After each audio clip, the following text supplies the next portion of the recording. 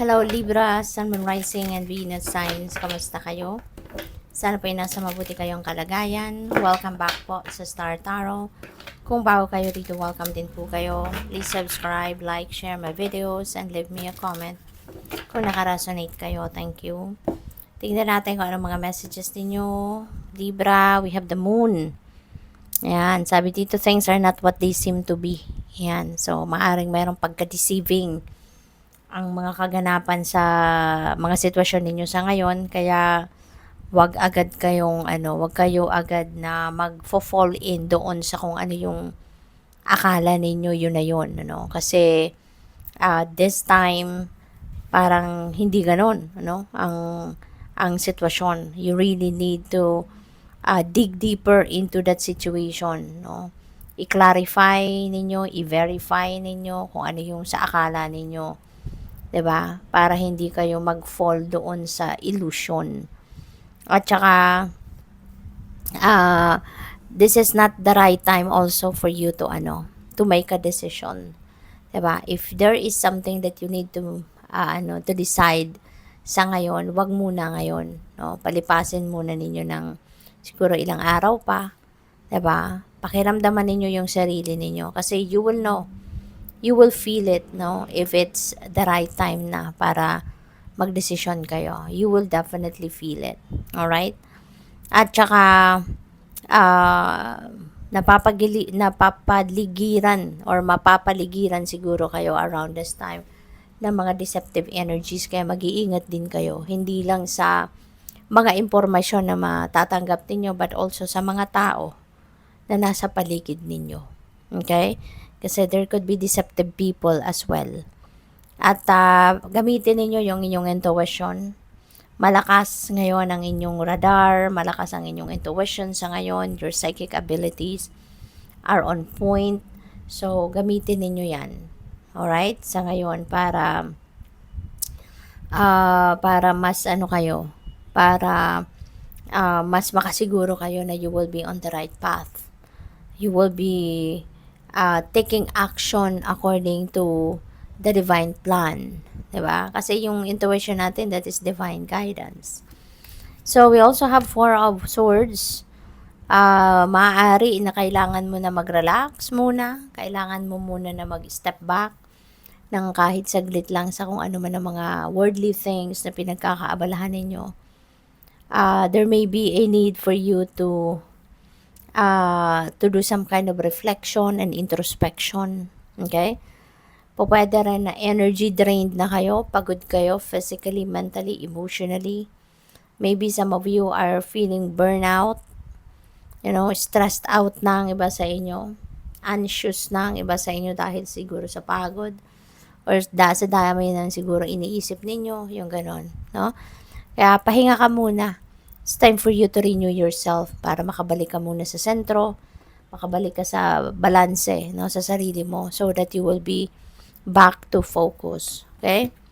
We have Ace of Swords. This is a new beginning energy. Merong mga bagong chapter sa buhay mo na magsisimula, At yung magsisimula na yan ay galing yan sa inyong bunga yan ng inyong pagtatagumpay. Bunga yan ng success ninyo. Alright? At saka Libra, this is new beginning. New beginning na maaaring magsisimula kayo ng bagong ganap because you were inspired, diba? Or mayroon kayong sitwasyon na pinagtagumpayan, diba? Kaya close chapter na yon and you are heading towards a new situation, yung ganon. At maganda rin kasi magsisimula ka ng bagong ganap na malinaw na ang inyong isipan. You have clear direction. You can see already the clear direction of where you're heading. Kaya, good luck sa'yo. So, by the way, I would like to say hi and shout out po sa ating channel members, sa ating beloved channel members na si At Maria Yui 3981 at sa ating newest member na si At Nel 0929. Maraming salamat po for being here. Salamat po for your support sa channel. At para sa iba, maraming salamat po for subscribing. And if you haven't subscribed yet, subscribe na po kayo. And please click the join button po sa baba ng video kung gusto rin po ninyo mag-member sa channel.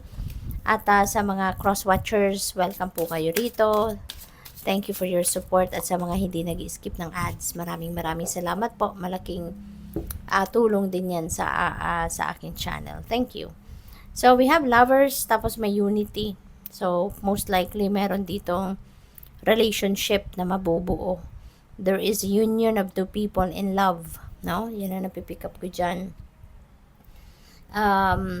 Maaari din na meron ditong pagle-level up ng commitment, no?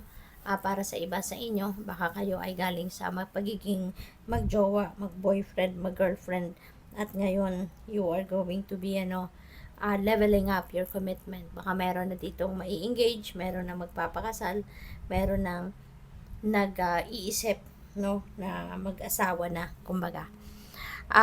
Dito naman sa unity, this is a time of divine understanding, renewal, peace, and hope. You radiate and attract great love.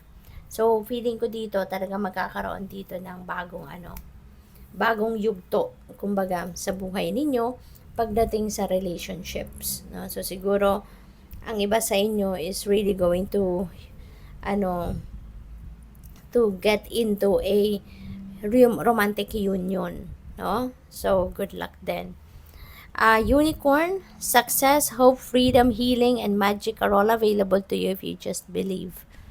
Always remember, no? Paalala ito sa inyo na kung ano pinaniniwalaan ninyo, one day soon, yun ang mangyayari. Kaya kung naniniwala kayo na magtatagumpay kayo, naniniwala kayo na things are all magical, 'di ba? Naniniwala kayo na talagang may pag-asa, may healing, may freedom, and other beautiful things na kung pinaniniwalaan mo na deserve mo yan, one day, makikita mo yan sa buhay mo na nagmamanifest na. Kaya, make sure na maging aware ka sa kung ano yung iniisip mo, maging aware ka sa kung anong pinaniniwalaan mo. Kasi kung anong nandyan sa isip at sa puso mo, that is what you are going to see in your 3D reality. Okay? Good luck po. Thank you for watching. Love and light. Namaste.